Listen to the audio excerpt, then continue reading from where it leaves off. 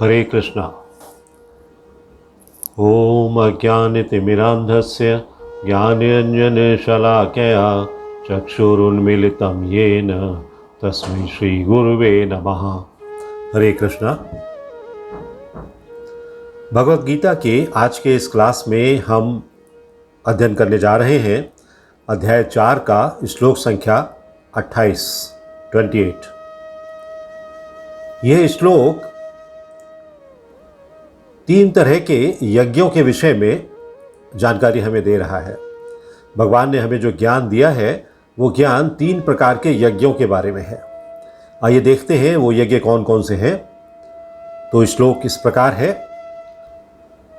द्रव्य यज्ञ तपः यज्ञ योग यज्ञ तथा परे स्वाध्याय ज्ञान यज्ञश्च यतयः संशित व्रतः। आइए अब इसके शब्दार्थ पर ध्यान देते हैं। द्रव्य यज्ञ अर्थात अपनी संपत्ति का यज्ञ, आपके पास जो भौतिक संपत्ति है उसका यज्ञ। तपः यज्ञ मतलब तपों का यज्ञ। योग यज्ञ अष्टांग योग में यज्ञ। तथा इस प्रकार अपरे अन्य स्वाध्याय वेदाध्ययन रूपी यज्ञ, शास्त्रों का यज्ञ। ज्ञान यज्ञ दिव्य ज्ञान की प्रगति हेतु किया जाने वाला यज्ञ। च भी यतयः प्रबुद्ध पुरुष संशित व्रतः दृढ़ व्रतधारी। आइए अब इसका भावार्थ देखते हैं। भावार्थ में श्रील प्रभुपाद कहते हैं कि कठोर व्रत अंगीकार करके, कठोर व्रतों को अपनाकर कुछ लोग अपनी संपत्ति का त्याग करते हैं, उसके माध्यम से यज्ञ करते हैं। कुछ कठिन तपस्या द्वारा यज्ञ करते हैं और कुछ अष्टांग योग पद्धति के अभ्यास द्वारा यज्ञ करते हैं। अथवा कुछ लोग दिव्य ज्ञान में उन्नति करने के लिए वेदों के अध्ययन द्वारा प्रबुद्ध बनते हैं। तो ये विभिन्न प्रकार के यज्ञों की श्रेणियां हैं। ज्ञान यज्ञ, द्रव्य यज्ञ, तप यज्ञ, योग यज्ञ। आगे तात्पर्य में हम इसे और अच्छी तरह समझेंगे कि भगवान ने ये संदेश हमें क्यों दिया है, इसका क्या तात्पर्य है। Prepared by his divine grace A C Bhaktivedanta स्वामी श्रील प्रभुपाद की जय। यहां कहा गया है कि इन यज्ञों के कई वर्ग किए जा सकते हैं। ये जो यज्ञ हमने चर्चा किया, इनके क्लासिफिकेशन कई तरह से किए जा सकते हैं। बहुत से लोग विविध प्रकार के दान पुण्य द्वारा अपनी संपत्ति का यजन करते हैं, अपनी संपत्ति को त्यागते हैं, दे देते हैं। भारत में ऐसे बहुत से उदाहरण हैं। जब हम देखते हैं कि धनाढ्य व्यापारी या राजवंशी लोग अनेक प्रकार की धर्मार्थ संस्थाएं खोल देते हैं, जैसे कि उनसे धर्मशालाएं चलती हैं, अन्य क्षेत्र चलते हैं, भूखों और गरीबों के लिए भोजन देते हैं, अतिथिशालाएं खोल देते हैं, अनाथालय खोल देते हैं या विद्यापीठ चलाने लगते हैं। और भारत के अलावा अन्य देशों में भी अनेक अस्पताल, बूढ़ों के लिए आश्रम, ओल्ड एज होम और गरीबों को भोजन देना, शिक्षा और चिकित्सा की व्यवस्थाएं करना, ये सब ऐसे ही कुछ चैरिटेबल इंस्टीट्यूट बनते हैं, वो ये कार्य करते हैं। तो ये जो सारे कार्य हैं, ये सारे कार्य कहाँ आते हैं? ये सारे दान कर्म द्रव्य में यज्ञ है। क्या आपके पास द्रव्य है, पैसा है, आप उसका उपयोग इन समाज के लाभ के कार्यों के लिए कर रहे हैं। तो ये एक प्रकार का यज्ञ हुआ, द्रव्य में यज्ञ। और दूसरे प्रकार का यज्ञ जो है, जो अन्य लोग हैं वो जीवन में उन्नति करने अथवा उच्च लोकों में जाने के लिए चांद्रायण या चातुर्मास जैसे विविध तप करते हैं, वो तपा यज्ञ है। चतुर्मास में बहुत से लोग जल भी नहीं लेते हैं, अन्न भी नहीं लेते हैं, तो विभिन्न प्रकार से तपस्याएं करते हैं। इन विधियों के अंतर्गत कतिपय कठोर नियमों के अधीन कठिन व्रत करने होते हैं। तो जो तपा यज्ञ है वो थोड़ा कठिन है। द्रव्य यज्ञ तो आपके पास पैसा है, आपने उसे चैरिटेबल कार्यों में लगा दिया, धर्मार्थ के कार्यों में लगा दिया। लेकिन जो तपा यज्ञ है वो कठिन है, क्योंकि उसमें आपको वास्तव में तपस्या करनी होती है। उदाहरण के लिए मान लीजिए चातुर्मास से व्रत रखने वाला वर्ष के 4 मासों में जुलाई से अक्टूबर तक, जुलाई, अगस्त, सितंबर, अक्टूबर, बाल नहीं कटाता, न ही कुछ निश्चित खाद्य वस्तुएं खाता है, ये चीज़ें मैं इस चतुर्मास में नहीं खाऊंगा। और जो खाते भी हैं तो वो दिन में 2 बार नहीं खाते, एक ही बार खाते हैं। और कुछ लोग निवास स्थान छोड़कर कहीं बाहर नहीं जाते हैं, 4 महीने घर के अंदर ही रहते हैं। या जैसे सन्यासी लोग हैं वो 4 महीने अपना तप जो है किसी एक स्थान पर बैठकर करते रहते हैं। तो जीवन के सुखों का ऐसा परित्याग करना, जीवन के जो सुख हैं उनको ऐसा छोड़ देना, त्याग करना, सेक्रीफाइस करना, वो तपोमय यज्ञ कहलाता है। तो हमने 2 यज्ञ अध्ययन किया अभी, एक तो द्रव्यमय यज्ञ और दूसरा तपोमय यज्ञ। और इसके अलावा कुछ लोग ऐसे भी हैं जो अनेक योग पद्धतियों का अनुसरण करते हैं, योग के प्रोसेस जो है उनको फॉलो करते हैं, जैसे पतंजलि पद्धति। इसके द्वारा ब्रह्म में तदाकार होने के लिए, ब्रह्म से मिल जाने के लिए, सायुज्य मुक्ति के लिए, अथवा हठयोग या अष्टांग योग विशेष सिद्धियों के लिए करते हैं। कुछ लोग समस्त तीर्थ स्थानों की यात्रा करते हैं, लगातार यात्रा करते रहते हैं। ये सारे अनुष्ठान योग यज्ञ कहलाते हैं, जो भौतिक जगत में किसी सिद्धि विशेष के लिए किए जाते हैं। इनके करने के पीछे कोई एक मंतव्य होता है कि ये सिद्धि हमें प्राप्त करनी है, जिसके लिए हमें ये यज्ञ करना है। तो द्रव्य में यज्ञ, तपो यज्ञ और ये योग यज्ञ।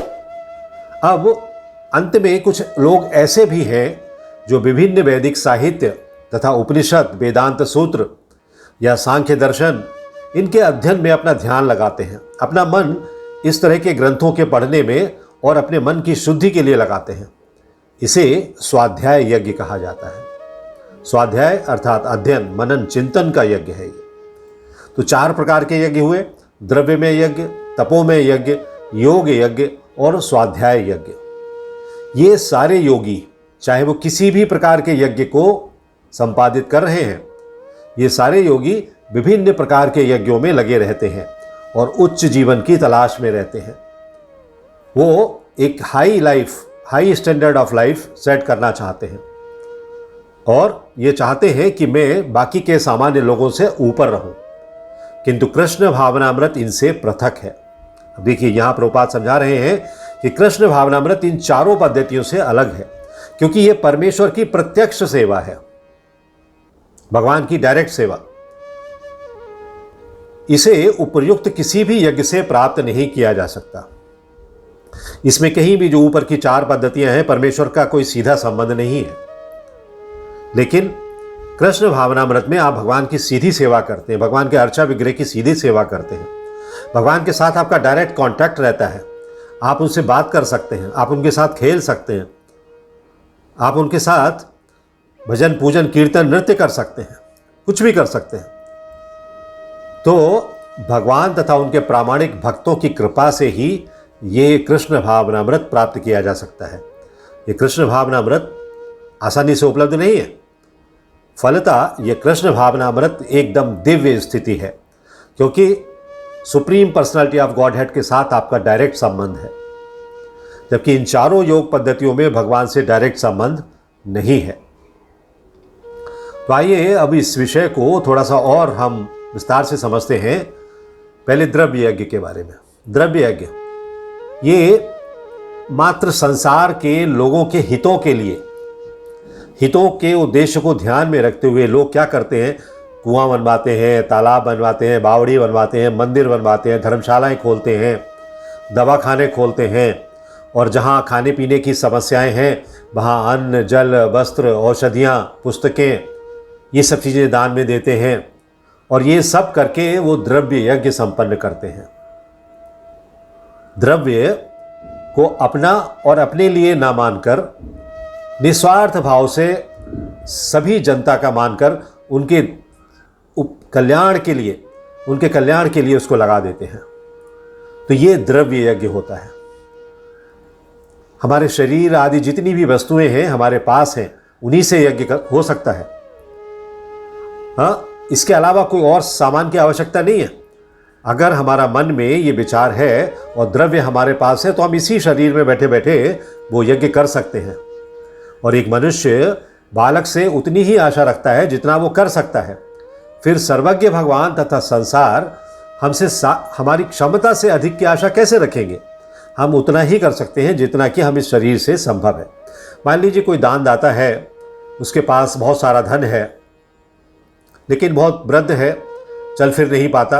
वो हर एक दान कार्य में, हर एक दान के उपक्रम में हर जगह पहुंचना चाहता है, तो जितना उसे संभव है उतना ही कर पाता है, बाकी वो छोड़ देता है, चलो ठीक है बाद में करेंगे। तो ये हुआ द्रव्य यज्ञ। दूसरा है तपो यज्ञ। तपो यज्ञ जैसा कि हमने अभी चर्चा किया कि अपने कर्तव्य के पालन में, स्वधर्म, हमारा स्वधर्म क्या है, हमारा निजी धर्म क्या है, इसके पालन में जो जो प्रतिकूलताएं हैं, जो जो कंट्राडिक्शंस हैं, जो जो कठिनाइयां हैं, उन्हें प्रसन्नतापूर्वक सहते हुए भगवान की सेवा करना, वो तपो यज्ञ है। जैसे एकादशी आदि का व्रत रखना। बहुत सारे लोग ऐसे हैं, बहुत सारे भक्त ऐसे हैं जो हर एकादशी का व्रत निर्जल रखते हैं। मौन धारण करना, ये सब तपो यज्ञ में आते हैं। और प्रतिकूल से प्रतिकूल परिस्थिति में रहते हुए ये तपस्या पालन करना, ये तपो यज्ञ का एक अंग है। प्रतिकूलता बुरी लगती है, लेकिन अगर हमें तप करना है तो हमें उसे करना पड़ेगा। अनुकूलता हर एक को अच्छी लगती है। जो हमारे अनुकूल है हमें अच्छा लगता है, लेकिन जो प्रतिकूल है, जो हमारे विरुद्ध है, उसमें रहना वही तप है। तो भोगों में आसक्ति रहने से अनुकूलता अच्छी लगती है और प्रतिकूलता बुरी लगती है। इसी कारण प्रतिकूलता का महत्व समझ में नहीं आता है। लेकिन जब हम ये तपोयज्ञ करने लगते हैं तब हमें प्रतिकूलता सही ढंग से समझ में आ जाती है। और तीसरा हमने यहाँ पर अभी चर्चा किया स्वाध्याय ज्ञान यज्ञ। केवल लोक हित के लिए, सार्वजनिक हित के लिए, अपने हित के लिए तो है ही है, सभी लोगों के हित के लिए शास्त्रों का अध्ययन करना, गीता, भागवतम, रामायण, इन सब का, वेदों का, उपनिषदों का अध्ययन करना, मनन पूर्वक विचार करना और उनको अपने जीवन में अनुशीलन करना, अपनी वृत्तियों को सुधारना। अध्ययन करने से ये जो ज्ञान यज्ञ होता है, ये ज्ञान यज्ञ हमारी और समाज की दोनों की शुद्धि करता है। तो इस तरह से आज के इस श्लोक में हमने ये विभिन्न प्रकार के यज्ञों की चर्चा की। हरे कृष्णा। यदि आपको यह वीडियो पसंद आया हो तो लाइक करें और अपने मित्रों तथा संबंधियों के साथ शेयर करें। ऐसे ही अन्य वीडियोस के लिए हमारा चैनल सब्सक्राइब करें और बेल आइकन दबाना ना भूलें।